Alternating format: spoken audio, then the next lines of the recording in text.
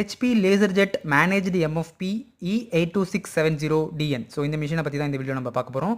இந்த மிஷினோட ஸ்பீட் பார்த்தீங்க அப்படின்னா 70 ppm. நம்மக்கிட்ட 50 ppm, 60 ppm, 70 ppmல அவைலபிளாக இருக்குது. அட் த சேம் டைம் இந்த மிஷினோட டச் ஸ்க்ரீன் பார்த்தீங்க அப்படின்னா 10.1 inch கலர் டச் ஸ்க்ரீன் கொடுத்துருக்காங்க. ரொம்பவே ஸ்மூத்தாகவும் ஈஸியாகவும் இருக்குது. 200 sheets கெப்பாசிட்டி கொண்ட ஒரு single pass dual scan ADF கொடுத்துருக்காங்க.